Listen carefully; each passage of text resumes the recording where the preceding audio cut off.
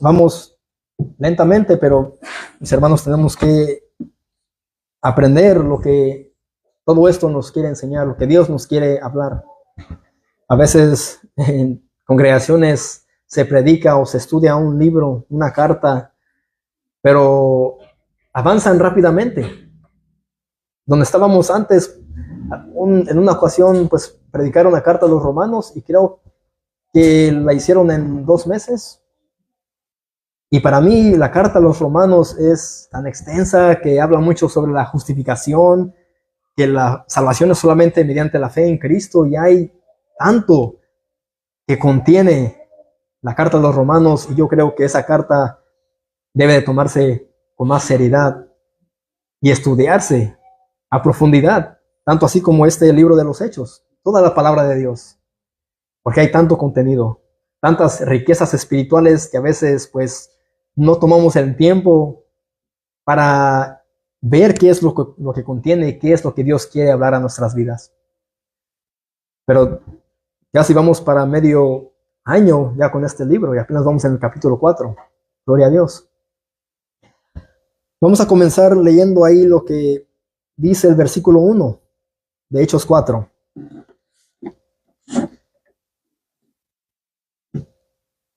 Dice lo siguiente. Dice, hablando ellos al pueblo. Recuerden que aquí todavía está Pedro y Juan hablando a la multitud. ¿Acerca de qué? ¿De cuál caso? ¿De qué milagro? Del milagro que Dios hizo en la vida del hombre cojo, de nacimiento. Y aquí todavía sigue esto.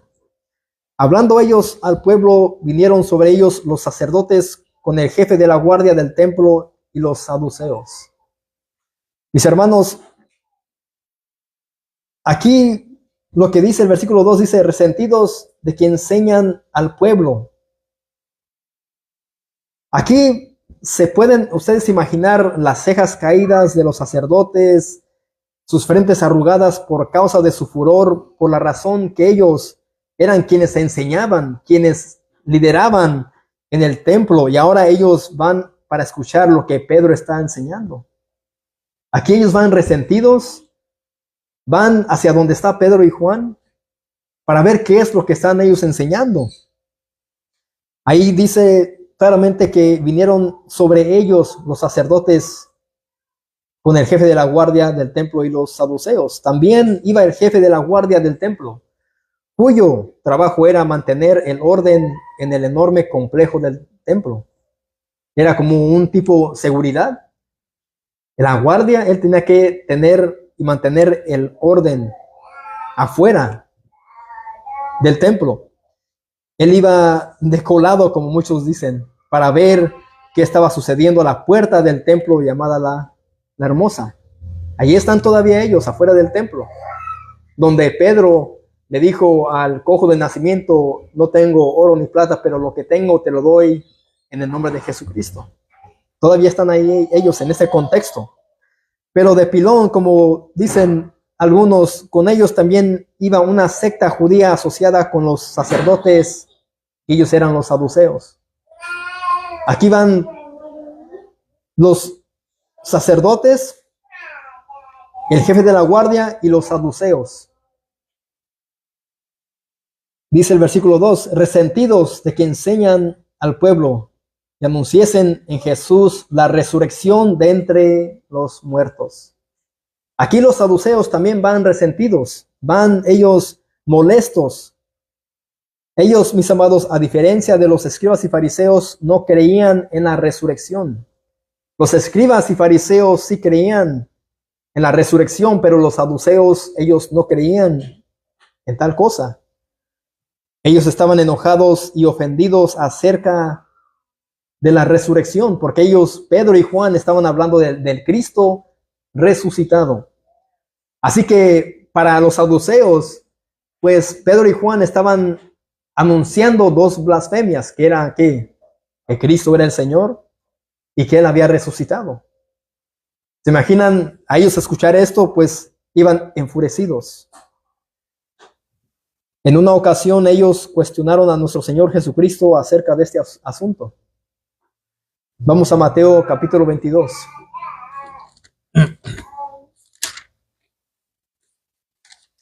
Mateo capítulo 22,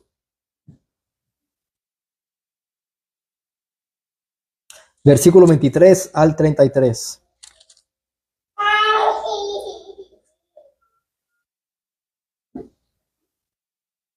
Mateo 22, versículo 23 al 33. Aquí está la pregunta sobre la resurrección. Dice lo siguiente en el versículo 23. Aquel día vinieron a él, a Jesús, los saduceos, que dicen que no hay resurrección, y le preguntaron a Jesucristo, diciendo: Maestro, Moisés dijo, si alguno muriere sin hijos, su hermano se casará con su mujer y levantará descendencia a su hermano. Hubo pues entre nosotros 7 hermanos, el primero se casó y murió, y no teniendo descendencia dejó a su mujer a su hermano. De la misma manera también el segundo y el tercero hasta el séptimo. Y después de todos murió también la mujer. En la resurrección, pues, ¿de cuál de los 7 será ella mujer? Ya que todos la tuvieron. Mis hermanos, los saduceos intentaron mostrar que la resurrección no tenía ninguna relación o conexión con la ley de Dios y que conducía a situaciones absurdas. Absurdas. Versículo 29. Entonces respondiendo Jesús les dijo: erráis. ¿Qué quiere decir? Están equivocados, se equivocan ustedes. Ignorando. Ustedes se equivocan ignorando las escrituras y el poder de Dios, dice Cristo. Porque en la resurrección ni se casarán, ni se darán en casamiento, sino serán como los ángeles de Dios en el cielo. Lo que Jesús está diciendo es que el matrimonio es una bendición para la creación. Aquí en la tierra es una bendición terrenal para el hombre y la mujer. Es una gran bendición. Porque de un matrimonio, de una pareja, pues de ahí se levantan descendientes, nuestros hijos, nuestras hijas, pero en otras ocasiones pues hay mujeres estériles y hombres también que están de igual manera, pero no pueden ellos levantar descendencia. Pero lo que Cristo dice, como les digo, es que el matrimonio es una gran bendición aquí en la tierra, pero será innecesario en las glorias de la era venidera, cuando los santos resucitados poseen cuerpos glorificados y celestiales de un tipo diferente que el de nuestra existencia presente. Así que Cristo lo que les está enseñando a esos saduceos es que cuando moramos, ya no vamos a decir ella fue mi esposa, él fue mi marido, ya no habrá nada de eso. ¿Por qué? Porque Cristo dice, si no serán como los ángeles de Dios en el cielo. Ya no tendremos que tener ¿cómo se dice? Relaciones sexuales, los besos, nada de eso, porque estaremos en gloria alabando ¿a quién? Al Cordero, a Cristo. Ya no habrá necesidad de nosotros casarnos y tener más hijos, sino que nuestro enfoque va a ser alabar al Cordero, porque el Cordero es digno de que nosotros le alabemos. Es lo que Cristo está diciéndoles a ellos. Versículo 31 dice: pero respecto a la resurrección de los muertos, ¿no habéis leído lo que os fue dicho por Dios cuando dijo: yo soy el Dios de Abraham, el Dios de Isaac y el Dios de Jacob? Dios no es Dios de muertos, sino de vivos. Jesús razonó para finalizar este argumento con las escrituras. Cristo siempre iba con las escrituras. Cristo siempre defendía su postura con las escrituras.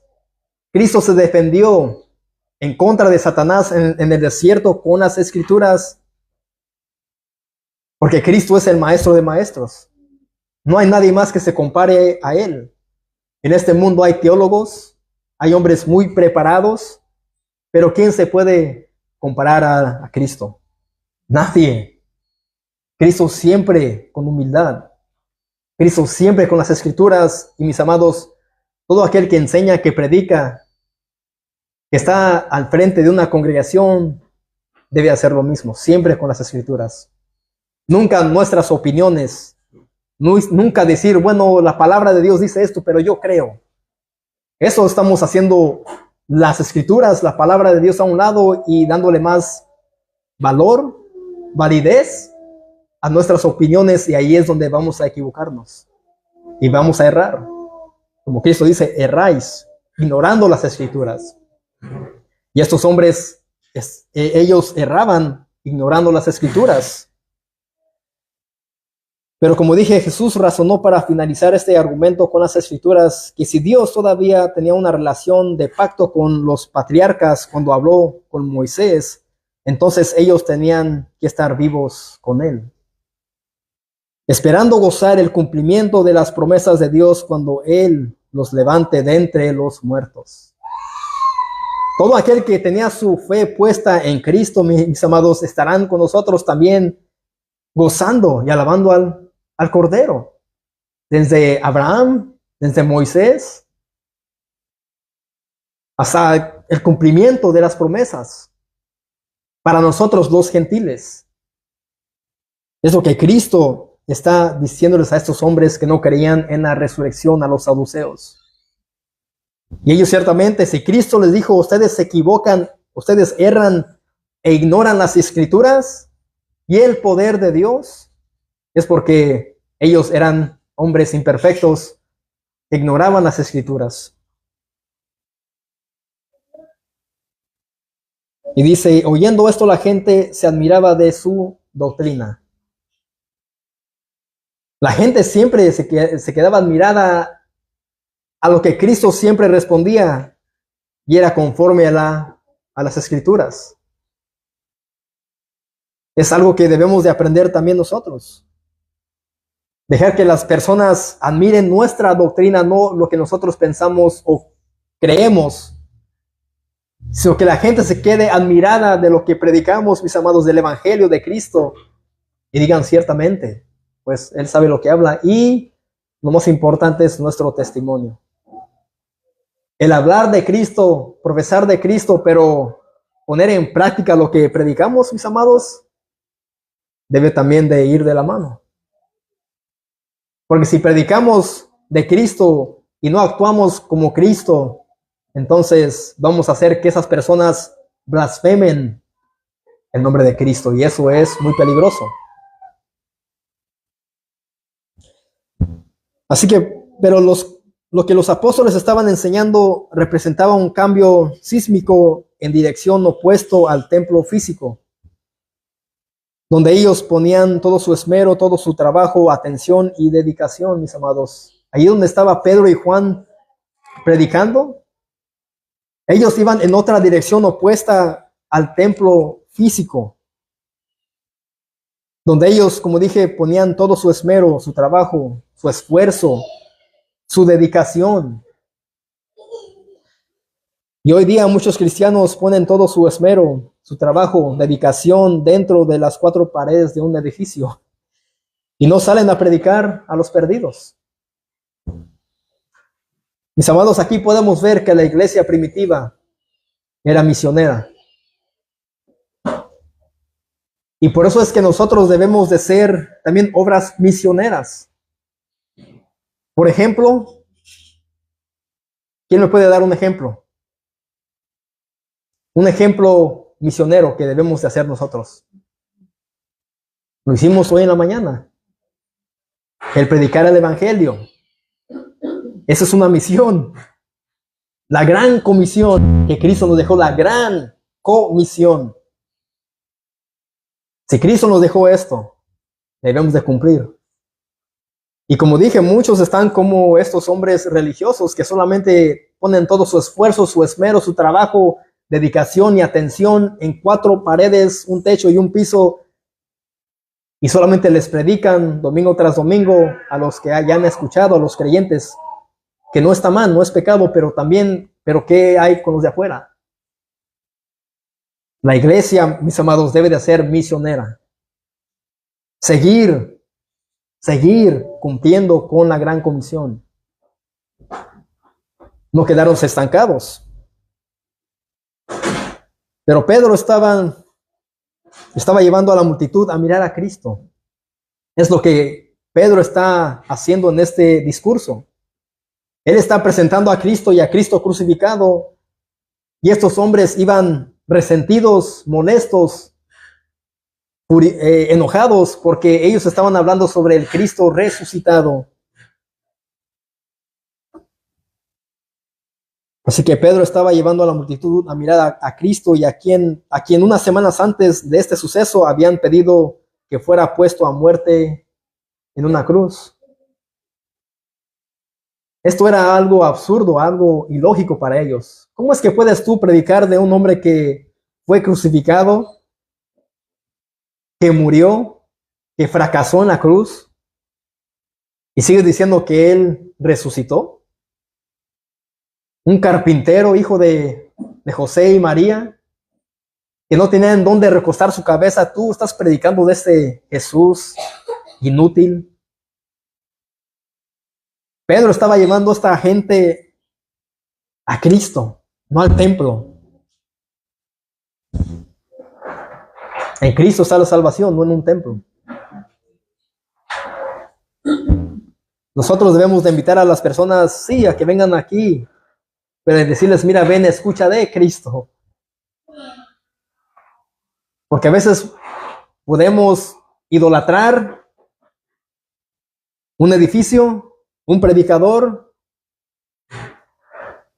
y le estamos quitando el lugar a Cristo. Ven, te invito a nuestra reunión el miércoles, el jueves, el domingo, para que escuches de Cristo. En Él está la salvación, en Él está la vida eterna, en Él está el perdón de pecados.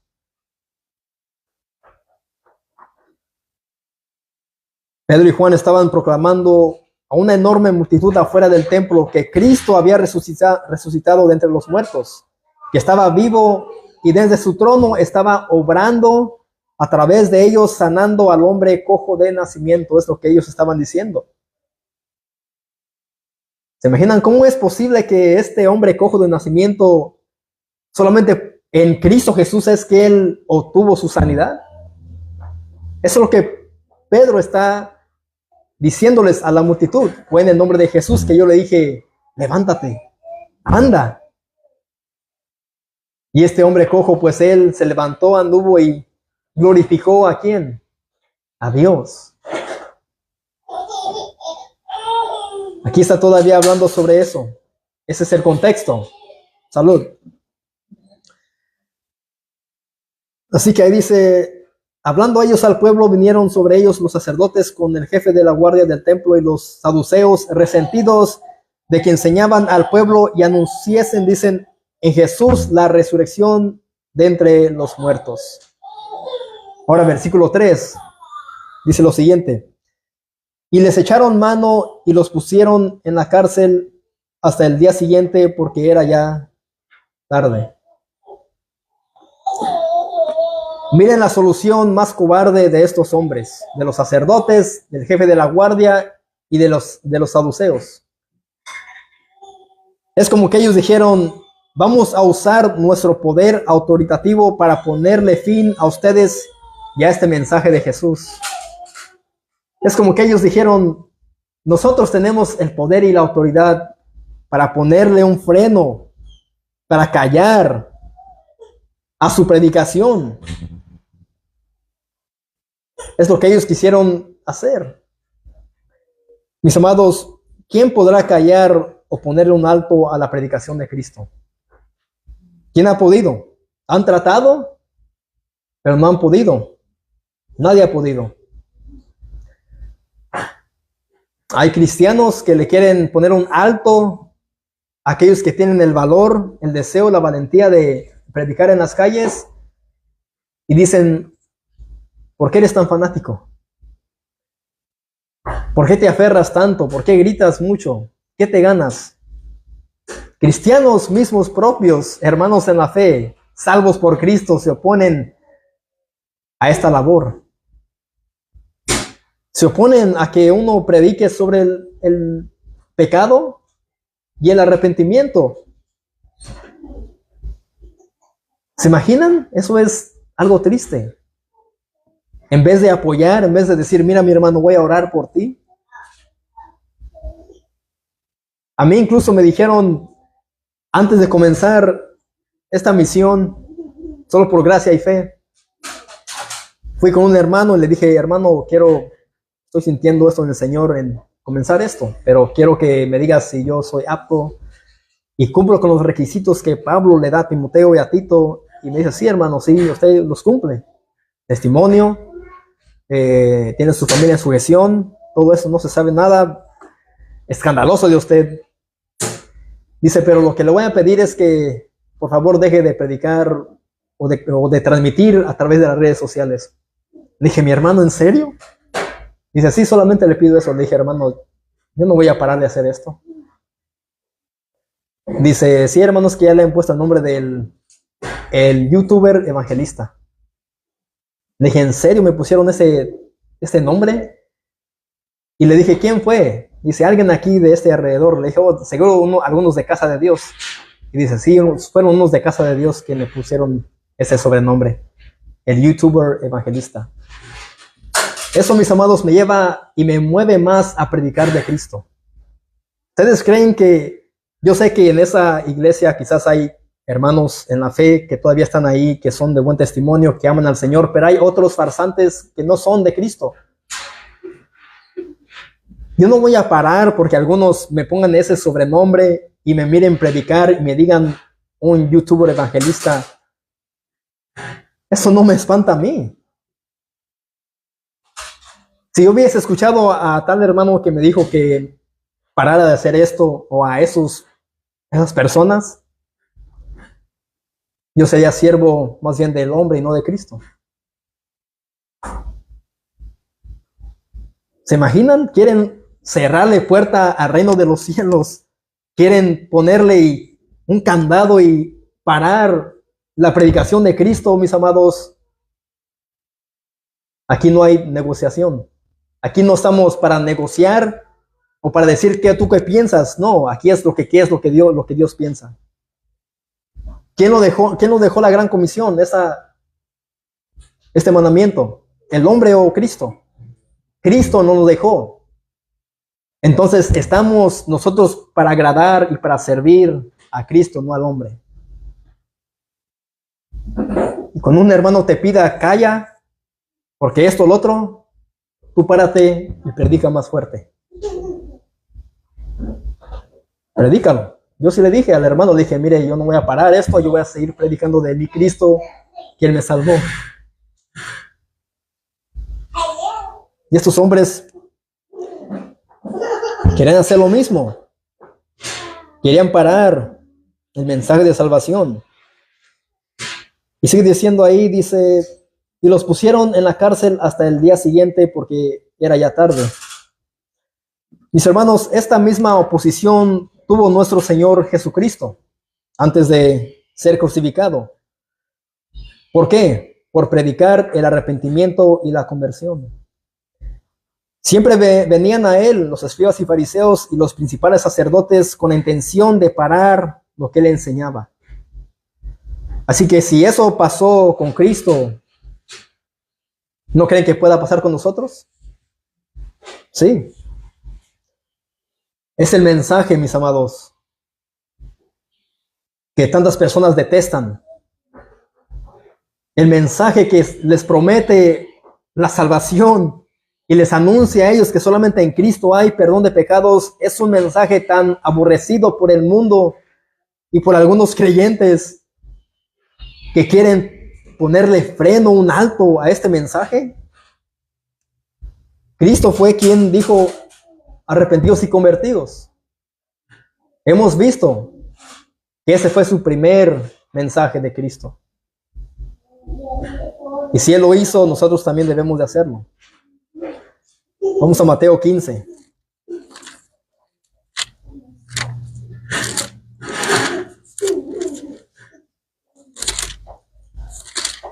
Mateo 15, versículo 1. Hablando de que siempre había oposición y que siempre venían a Cristo los escribas y fariseos. Mateo 15, versículo 1 dice, entonces se acercaron a Jesús ciertos escribas y fariseos de Jerusalén diciendo. Ahí vemos que cuando Cristo siempre estaba enseñando, predicando, siempre estaban ahí esos hombres detrás de Cristo. No porque ellos le seguían, no porque ellos eran conversos y habían creído en Él y eran salvos, sino porque ellos siempre tramaban algo para prenderle, para echarlo a la cárcel y aún incluso para qué, para matarle. Ahora Mateo 22.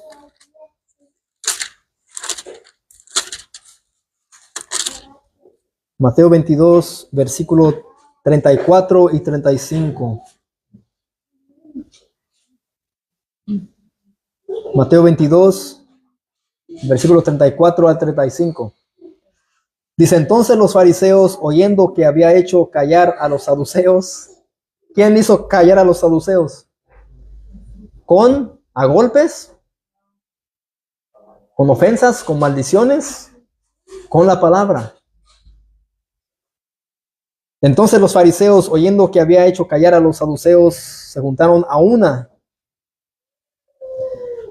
Y uno de ellos, intérprete de la ley, preguntó por tentarle, diciendo. Ahí vemos que estos hombres quizás iban para defender a sus amigos, los sectarios, los saduceos, y quizás ellos pensaban que iban a poder más con Cristo.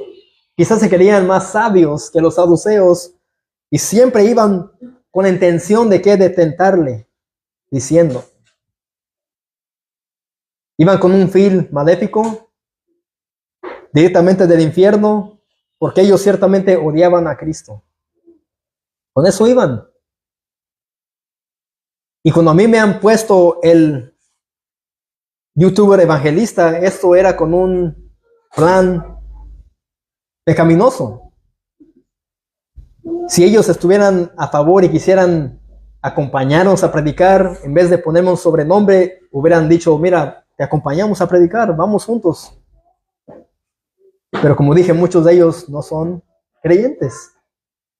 Ellos están en una cueva de ladrones, donde se predica un evangelio diferente, se predica la prosperidad. Yo he escuchado cómo predica este pastor. ¿Cómo se llama él?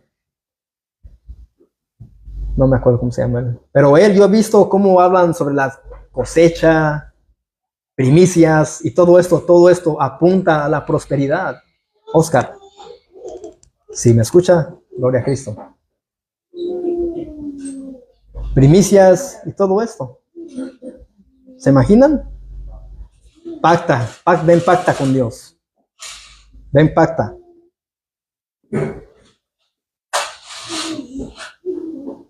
Ahora Mateo 26.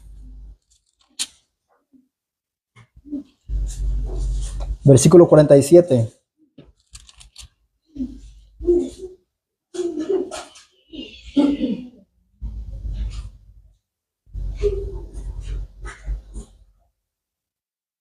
Aquí es el contexto, el arresto de Jesús. Mateo 26, versículo 47 dice, mientras todavía hablaba, vino Judas, uno de los 12, y con él mucha gente con espadas y palos de parte de los principales sacerdotes y de los ancianos del pueblo. Ahí vemos que esta gente iba de parte de ¿quién? De los principales sacerdotes y de los ancianos del pueblo. Eran enviados por ellos, ¿para qué? Para arrestar a Jesús con los soldados. Aquí vemos oposición, odio hacia Jesús de parte de los hombres líderes religiosos de Israel, enviando a gente a que vayan por Jesús para arrestarlo. Como dije, siempre ha habido oposición. Jesús ahí después fue arrestado, al igual que Pedro y Juan, allí en Hechos 4, versículo 3. Y les echaron mano y los pusieron en la cárcel hasta el día siguiente porque ya era tarde. Amados hermanos, ¿Acaso vemos que los apóstoles, juntamente con la iglesia primitiva o Jesús, fueron exitosos en términos secular o terrenal? ¿Vemos que en ellos hubo algún éxito? ¿Que fueron admirados? ¿Que alcanzaron la gloria de los hombres y fueron aplaudidos? ¿Ellos acarrearon qué? Arrestos, vituperios, persecución, golpeados, Cristo crucificado. Aquí no vemos, mis amados, lo que vemos en muchas iglesias, que la gente les aplaude a los profetas que son invitados. Son ejemplos. Y me es necesario hablar de esto. ¿Acaso estos hombres fueron aplaudidos? ¿Fueron invitados a predicar a las sinagogas? Y hoy vemos mucha emoción, mucho aplauso. Si los profetas de hoy en día fueran como los profetas del Antiguo Testamento, serían perseguidos, serían aborrecidos, serían como Isaías, cerrados a la mitad, puestos a muerte. Ellos nunca fueron exitosos, pero sí fueron más que victoriosos en Cristo, por ser obedientes al mandato de Dios, al predicar a su pueblo. Ellos también estarán en gloria cuando todos los muertos resuciten en Cristo, porque ellos habían predicado del Mesías, anunciado, pero nunca tuvieron el privilegio de verle. ¿Quién fue el único profeta que tuvo el privilegio de ver a Cristo? ¿Cuál fue el último? Juan el Bautista. Juan el Bautista fue quien tuvo ese gran privilegio. Los demás fue por fe. Fue por fe, pero aquí vemos que los apóstoles, juntamente con la iglesia primitiva, ni Cristo fueron exitosos en términos secular. Si nosotros les predicamos a los perdidos, mira, Cristo fue crucificado, murió, derramó hasta la última gota de su sangre tan preciosa, quizás ellos dirán, ¿qué éxito hay en él? ¿Qué mérito puedo recibir de él? Pero ahí es cuando entra la ley de Dios, el evangelio, su palabra, y eso va a compungir sus corazones. Y Dios es quien hace la obra. Pero hablando en términos terrenales, ellos no fueron exitosos en absoluto, pero nosotros sabemos que hubo éxito. Ahorita vamos a ver. Ellos fueron arrestados y echados a la cárcel solo por predicar de Cristo. Esto es muy diferente a lo que vemos hoy en día en muchas iglesias, supuestamente iglesias, donde no se predica sobre el pecado, el arrepentimiento, el infierno y la ira de Dios, ni mucho menos el Jesús de la Biblia.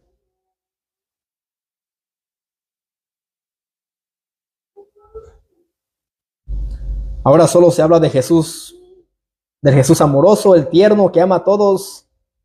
Y no es así, mis hermanos.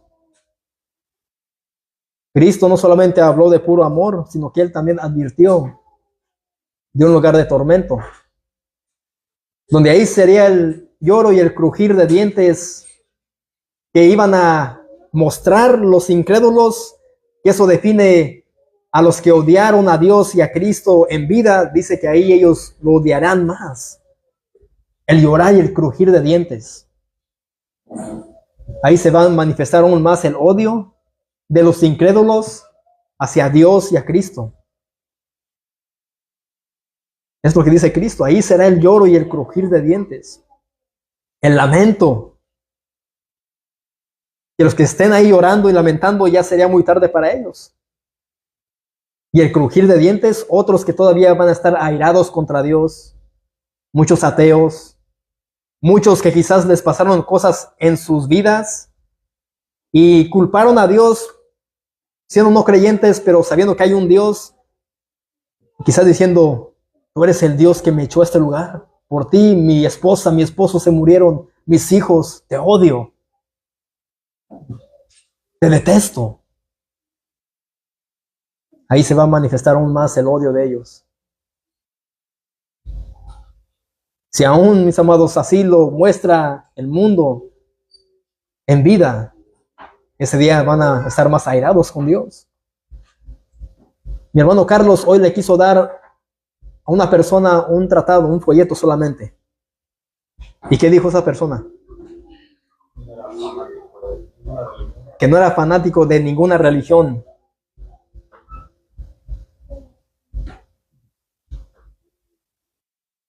Él no rechazó el folleto a mi hermano primeramente, él rechazó a Dios, a su Hijo amado Jesucristo y a su Evangelio. Es a quien esa persona rechazó. Lo que tenemos que pedir es Dios tenga misericordia de él y lo salve para su gloria. Y se fue caminando. Ahí vemos la arrogancia, el ego del ser humano. Quizás diciendo, no necesito de Dios, yo me la puedo de todas.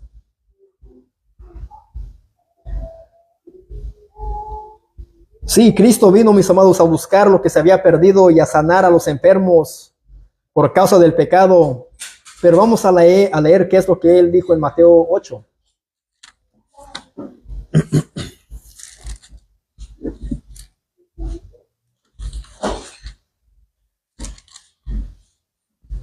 Mateo 8, versículos 10 al 12.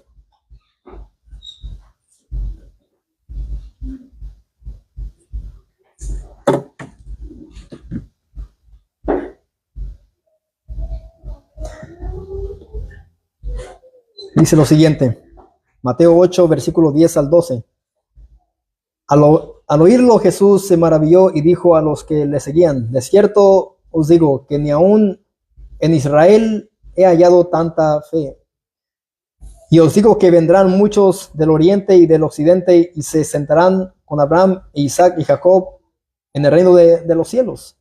Mas los hijos del reino serán echados a las tinieblas de afuera. Ahí será el lloro y el crujir de dientes. En su contexto, Jesús está hablando, o él está haciendo una expresión idiomática que para referirse a la nación de Israel. Y dice que los habitantes de Israel no tenían ni tanta fe como la que había hallado en el centurión y su siervo a quien Jesús había sanado. Ese es el contexto. Jesús había sanado al siervo de un centurión. Y Jesús dice que esos que habitan en Israel, dice, serán echados a las tinieblas de afuera, que se refiere al sufrimiento y la rabia de los pecadores en el infierno. Él dice, ni aún ahí, en Israel había hallado yo tanta fe como en la vida del centurión y de su siervo, a quien yo sané. Ahí vemos que no todos los que son o descienden de Israel son israelitas, como dice el apóstol Pablo. No porque sean de la nación de Israel es que van a ser salvos. Si no tienen su fe puesta en Cristo, pero conocen el Antiguo Testamento, no serán salvos. Y ahí Cristo da la expresión. Y él dice que ni aun ellos, dice, tendrán la vida eterna, sino que ellos serán echados a las tinieblas de afuera. Y dice que en ese lugar será el lloro y el crujir de dientes en el infierno. Ahí vemos que Cristo está hablando acerca del infierno y no solamente él, yo soy amor, yo los amo, ábreme tu corazón, quiero entrar. Cristo es un caballero. Ese término no aplica para Dios, porque Dios, ¿acaso le pidió permiso a Saulo de Tarso? Cristo se le apareció, una luz de un gran esplendor que cegó a Saulo de Tarso, y no vemos ningún permiso que Dios le pidió Cristo a estos hombres. Dios solamente obró y los levantó y los usó para su gloria.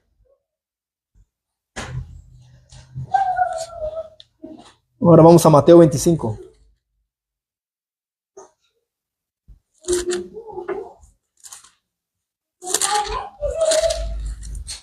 Mateo 25, versículo 41 al 46.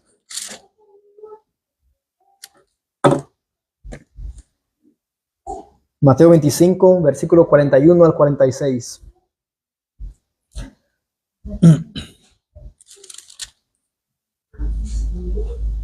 Dice, entonces dirá también a los de la izquierda, apartaos de mí, malditos al fuego eterno preparado para el diablo y sus ángeles. Ahí vemos palabras no tan agradables de parte o de la boca de nuestro Señor Jesucristo, que Él dice qué es lo que va a hacer no solamente Dios, sino Él, porque Él es juez y Él es también ¿qué? Es nuestro abogado. Cristo será el juez en ese día. Entonces dirá también a los de su izquierda, apartados de mí, malditos, al fuego eterno preparado para el diablo y sus ángeles. Porque tuve hambre y no me dices de comer, tuve sed y no me dices de beber. Fui forastero y no me recogisteis, estuve desnudo y no me cubristeis, enfermo y en la cárcel y no me visitasteis. Entonces también ellos le responderán diciendo, Señor, ¿cuándo te vimos hambriento, sediento, forastero, desnudo, enfermo o en la cárcel y no te servimos? Entonces les responderá diciendo, de cierto os digo, y en cuanto no lo hiciste a uno de estos más pequeños, tampoco a mí lo hiciste. E irán estos al castigo eterno y los justos a la vida eterna. Ahí Cristo está hablando de aquellos pues que miraron a un creyente, a un cristiano en necesidad y no los ayudaron. Esto me trae a la mente al sacerdote y al levita que miraron a un hombre golpeado, que no mostraron misericordia, mas un samaritano fue quien más bien cuidó de este hombre a quien lo habían dejado medio muerto y él fue movido a misericordia. Es lo mismo de lo que Cristo está hablando. El sacerdote y el levita, pues ellos ciertamente irán al castigo eterno. Mas el samaritano, aquel que gustó y fue movido a misericordia, él, mis amados, irá a donde hacia la vida eterna. Y Cristo, ahí vemos que él claramente está hablando sobre el infierno, no solamente anunciando un mensaje bonito, sino que si Cristo anunció este mensaje y habló del infierno, nosotros también debemos de hacer lo mismo. Lo mismo, anunciar a los pecadores que si no se arrepienten y creen en Cristo, ellos irán al castigo eterno. Pero si ellos creen en Cristo, se arrepienten y ponen toda su confianza y su fe en Cristo, ellos irán a la vida eterna. Pero ahí vemos ejemplos, mis amados, de esto. Regresemos a Hechos. Hechos 4, ahora versículo 4.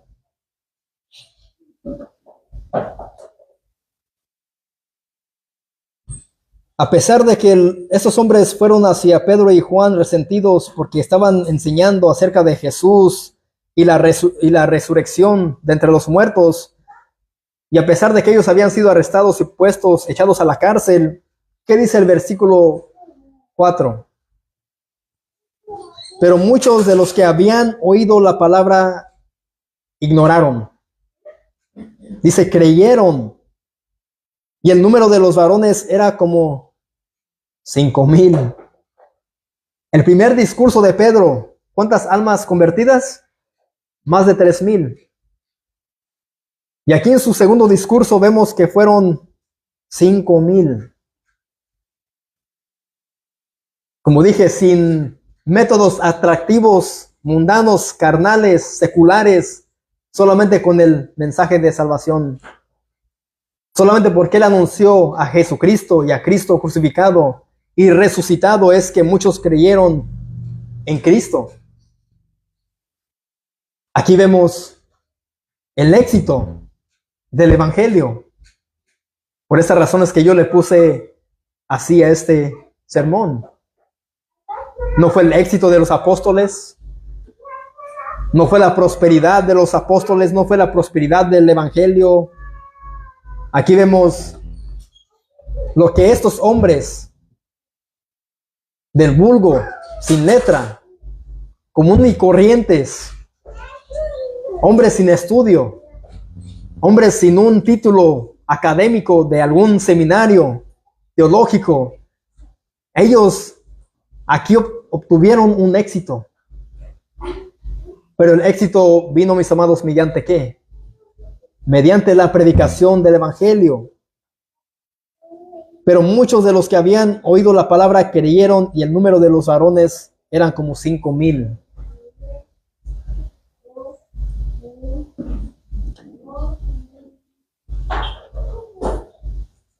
Ellos habían creído en aquel que había sido negado, entregado, puesto a muerte en la cruz. Y es como que ellos ahora dijeron, mis amados, creemos y nos arrepentimos. Queremos de ese poder que restaure nuestras vidas. Queremos ser renovados. Queremos al Espíritu Santo que venga y more en nosotros. Deseamos darle la espalda a esta vida vacía de pecado e ir a Él, a Cristo, aquel que resucitó y ascendió, creyendo que algún día estaremos con Él en gloria. Imagino que ellos, eso que ellos desearon, al momento de ellos haber creído en Cristo. Mis hermanos, aquí vemos otro hecho logrado por Dios mediante hombres, como dije, del vulgo, sin letra, sin estudio, pero muy valientes para predicar de aquel que es capaz para salvar a pecadores. Cristo. Pedro y Juan arrestados, pero 5,000 varones creyeron. Aquí vemos los hechos de los apóstoles, los hechos de las Escrituras, los hechos del Espíritu Santo, los hechos de Cristo, los hechos de la palabra predicada, los hechos de Dios. Pero más conocido este libro es Los Hechos de los Apóstoles, pero cualquier título de esos hubiese sido adecuado para este libro. Todo obrando. Dios, Cristo, el Espíritu Santo, la palabra, los apóstoles, la predicación de la palabra, el evangelio, el mensaje de salvación, obrando en 5,000 varones. Y antes, más de 3,000 creyeron en el primer discurso de Pedro. ¿Son cuántos ya? 8,000 y pico personas que habían creído. Solamente un mensaje, como dije, sin métodos carnales, seculares, mundanos, sin luces, sin música, sin guitarra, piano, comida, danzas, ni invitación al altar, nada de eso. Estaban simplemente enfrente del templo, predicando el evangelio. Aquí vemos el éxito del evangelio. Y eso debe de movernos, mis amados, a que nosotros prediquemos en cuanto se pueda.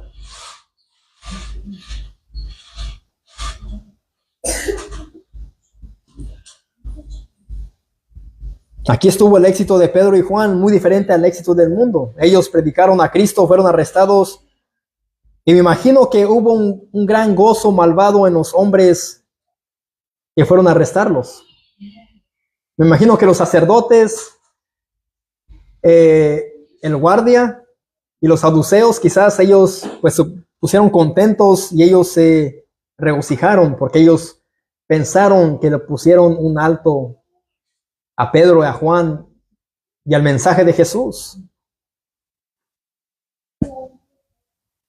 Mis amados, el éxito es del evangelio al momento de salvar a pecadores, pero esto trae consecuencias. Aquí vimos que trajo consecuencias a la vida de Pedro y Juan. Sí, porque ellos fueron arrestados. En sí, ellos no fueron exitosos, ellos no fueron aplaudidos, amados, valorados, pero 5,000 varones creyeron. Ahí está el éxito.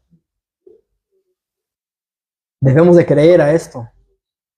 Debemos de creerlo, mis amados, que Dios puede salvar cuando salgamos a predicar, cuando presentemos a Cristo, cuando demos un tratado, cuando tú evangelices con alguien más, uno con uno. No es necesario que tengas tú una bocina, un micrófono, que estés enfrente de multitudes como hoy lo hicimos, sino solamente con una persona. Ahí Dios puede obrar. Dios puede obrar para salvación. Así que como dije aquí, me imagino que hubo un gran gozo malvado de parte de los sacerdotes, de el hombre de la guardia y los saduceos. Pero también hubo un gran gozo incomparable celestial por la razón que 5,000 almas fueron salvas. Vamos a Lucas 15.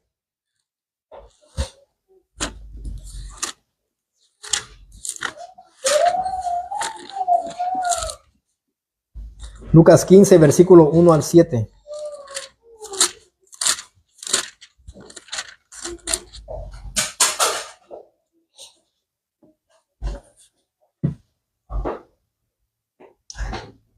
Aquí vamos a ver un gozo santo, celestial, a diferencia del gozo de estos hombres que quizás ellos mostraron por haber arrestado a Pedro y a Juan.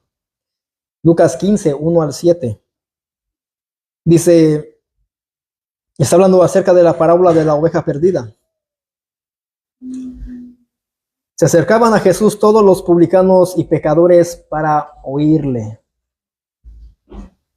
Esos son a los que Cristo vino a salvar. Ellos se acercaban, porque en ellos no había esperanza, eran los más despreciados por parte de quienes, de los fariseos, de los hombres religiosos. Ellos eran vistos como menos que ellos. Así que se acercaban a Jesús todos los publicanos y pecadores para oírle. ¿Y quiénes más? Y los fariseos y los escribas murmuraban diciendo, este a los pecadores recibe y con ellos come. Este Jesús, qué enfado. Ya queremos verlo muerto, quizás decían ellos. Pero aquí vemos que ellos estaban murmurando, diciendo entre ellos, mira ¿se atreve a comer con los publicanos y con los pecadores? Aquí vemos que estos hombres no mostraban amor hacia su prójimo. Aquí vemos que ellos no mostraban misericordia, compasión, más ellos mostraban desprecio hacia los publicanos y pecadores. No los valoraban, pero ellos sí con sus ropas religiosas, con todo esto y sus grandes estudios, conocedores de la ley, pero no aplicaban la ley a su vida, no la practicaban. Y aquí vemos que ellos están murmurando, chismeando, vituperando acerca de Cristo y estos hombres quienes vienen a oír a Jesús, quienes ellos se deleitan en escuchar las enseñanzas de Jesús. Ellos están arropados quizás con el amor de Cristo. Ahora vemos el amor de Cristo. Él mostró para aquellos que eran despreciados por esos hombres religiosos. Entonces Él les refirió esta parábola diciendo, Cristo viene ahora ante los fariseos escribas, quienes estaban murmurando de Él, y les refiere una parábola. Versículo 4. ¿Qué hombre de vosotros, teniendo 100 ovejas, se pierde una de ellas y no deja las 99 y en el desierto y va tras la que se perdió hasta encontrarla?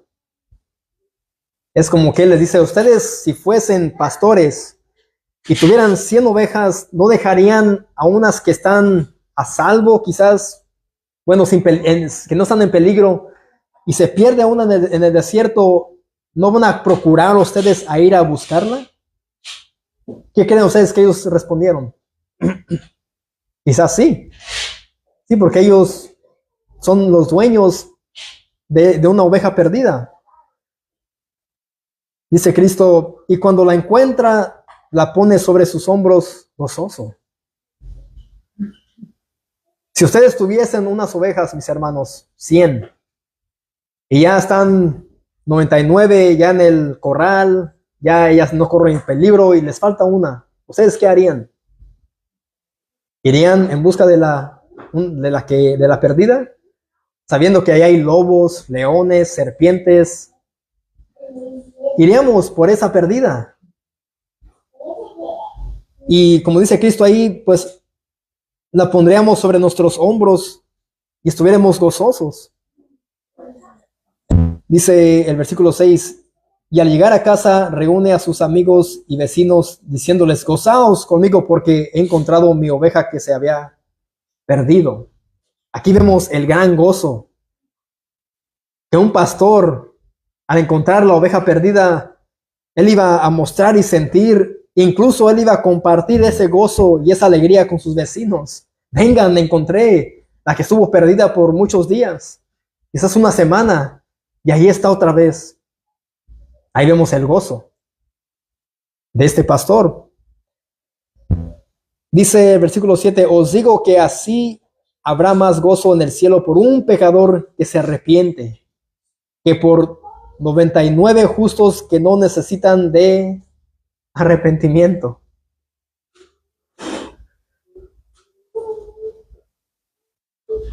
Cristo está diciendo aquí que cada vez que un pecador se arrepiente, hay gozo en el cielo. Cristo ahí está aplicando la oveja a quienes, a los publicanos y a los pecadores.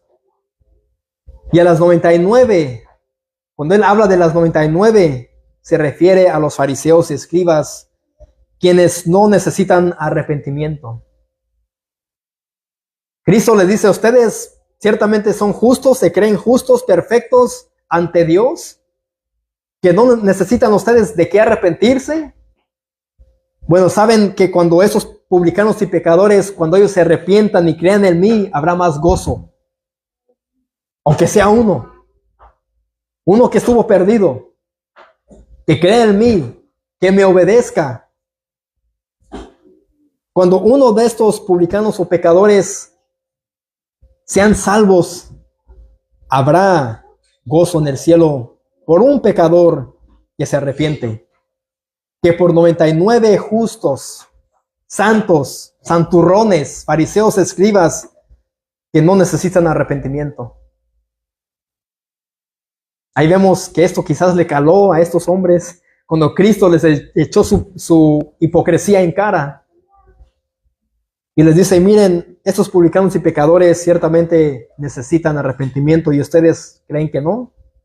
Cuando ellos sean salvos, habrá más gozo en el cielo. Mientras ustedes sigan viviendo su religión, su secta, pero sepan que habrá más gozo cuando estos sean salvos. Hermanos, todo esto ¿a qué nos enseña? Aún esto, lo que leímos aquí sobre la parábola sobre la oveja perdida, esto apunta a pecadores que no son salvos. Esto no aplica a uno que era cristiano, supuestamente, o estuvo en la iglesia, después salió de la iglesia y ya no viene, y le decimos la oveja descarriada o anda descarriado. Esto no es a lo que se refiere. Cristo está hablando a pecadores inconversos, que cuando un pecador cree en Cristo, se arrepiente, habrá gozo en el cielo. Esto debemos de tenerlo en mente también nosotros cada vez que prediquemos. Todo eso nos debe de animar. Cristo en una ocasión dijo, mis ovejas oyen mi voz y me siguen. No sabemos quiénes son ovejas del Señor, quiénes van a creer, pero nuestro trabajo es predicar, evangelizar, dar tratados.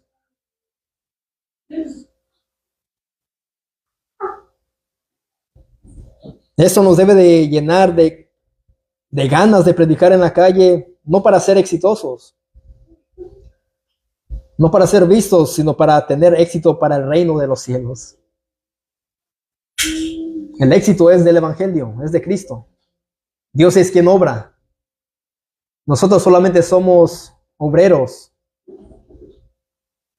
Y somos pocos. La mies es mucha.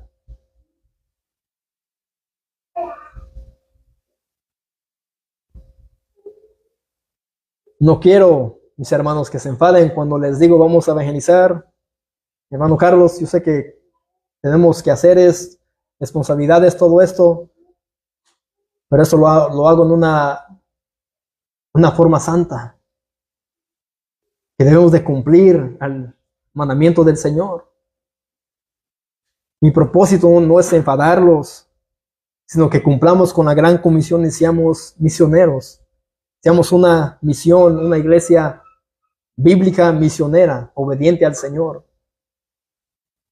Aunque no veamos frutos, como dice la palabra, uno planta, otro riega, pero el crecimiento lo da Dios. Dios es quien va a salvar, Dios es quien va a obrar. Dios es quien va a transformar un corazón y cambiarlo de un corazón de piedra a un corazón de carne.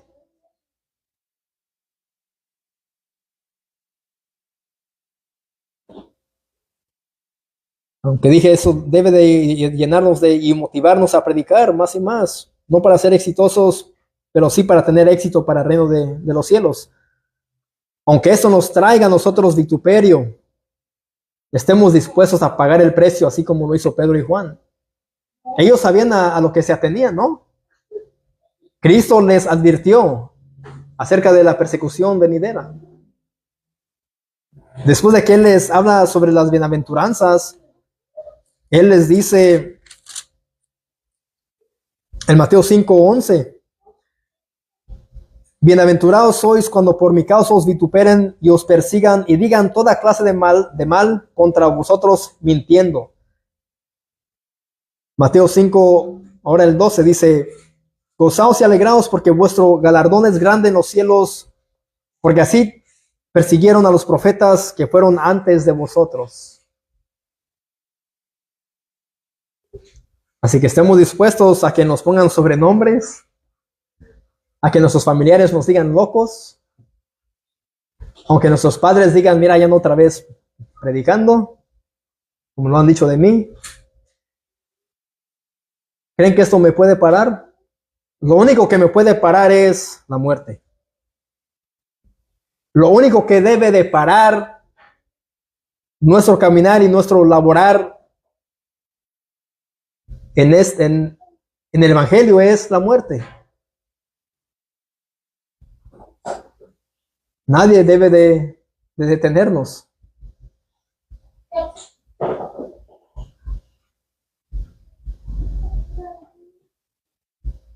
¿Quién arrebata el cielo, el reino de los cielos? Solo los valientes arrebatan el reino de los cielos. Tengamos un corazón valiente, dispuesto para hacer todo esto. El éxito del cristiano está en el evangelio puro y genuino, mis hermanos. El reformador Martín Lutero dijo lo siguiente. Él dijo, el verdadero tesoro de la iglesia es el santísimo evangelio de la gloria y gracia de Dios. Ese es nuestro gran y mayor tesoro, el evangelio. No soy yo, no es este púlpito, no es los medios sociales, es el evangelio. Díganme una vez que yo no he predicado el evangelio, un estudio o un sermón. ¿Cuántas veces lo escuchamos? Siempre que nos reunimos. Aquí no estamos para predicar mensajes moralistas y para querer forzar a las personas a ser santas cuando no está el evangelio presentado, cuando está el evangelio fuera del mensaje. El evangelio es el verdadero tesoro de la iglesia.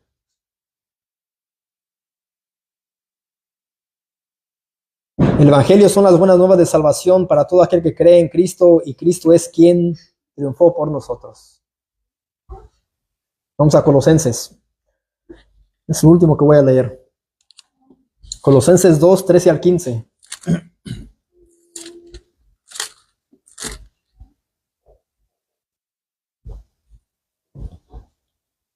Colosenses 2, 13 al 15.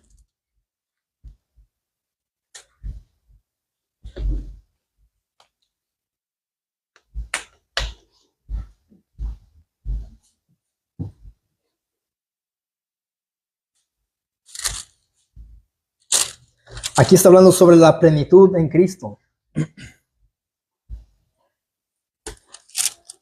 Dice, y a vosotros, estando muertos en pecados y en la incircuncisión de vuestra carne, os dio vida juntamente con él, perdonándoos todos los pecados, anulando el acta de decretos que había contra nosotros, que nos era contraria, quitándola del medio y clavándola en la cruz. Dice, y despojando a los principados y a las potestades, los exhibió públicamente, triunfando sobre ellos. ¿En dónde? En la cruz. Ahí vemos que estando muertos nosotros en delitos y pecados, pues Dios nos dio vida en Cristo. Y no solamente eso, sino que Él anuló el acta de decretos, el acta que había en contra de nosotros, todos nuestros pecados, nuestras mentiras, nuestros robos, adulterios, homicidios, blasfemias, todo esto, Dios la anuló. Todo esto estaba en contra de nosotros. Todo esto, mis amados, pues nos condenaba a nosotros para ir ¿a dónde? Al infierno. Es como cuando un criminal se presenta ante un juez. Sabemos que personas tienen muchos acontecimientos o digamos muchos crímenes. Robó, ¿qué más pudo hacer? Golpeó a su novia, iba manejando ebrio. Y todo esto pues lo lleva a la condenación, al castigo, a la cárcel. Todo esto, mis amados, estaba en contra de nosotros. Todos nuestros pecados. Pero ahí vemos que despojando a los principados y a las potestades, los exhibió públicamente, triunfando sobre ellos en la cruz. Cristo es el triunfante. Nosotros no somos exitosos, ni somos quienes triunfamos. Si triunfamos en las cosas santas, en la obra del Señor, es por Cristo. Si alguien es salvo, mientras predicamos, mientras invitamos a alguien que venga a nuestra reunión y se mantiene aquí firme con nosotros, es por Cristo, no es por nosotros. Cristo ha hecho todo a nuestro favor. Así que ahora entiendo que hayan comprendido el mensaje y qué es lo que Dios nos habló hoy en día. Predicando bajo el tema el éxito del Evangelio. Hubo gran éxito, hubo gozo en los cielos, porque 5,000 personas creyeron al mensaje que Pedro predicó, pero trajo consecuencias a la vida de ellos. Al final, todos ellos murieron. Fueron martirizados, fueron mártires, excepto el apóstol Juan. Él murió de vejez. Incluso Cristo. Que eso nos motive, mis hermanos, a compartir más el Evangelio, a predicar. Oremos.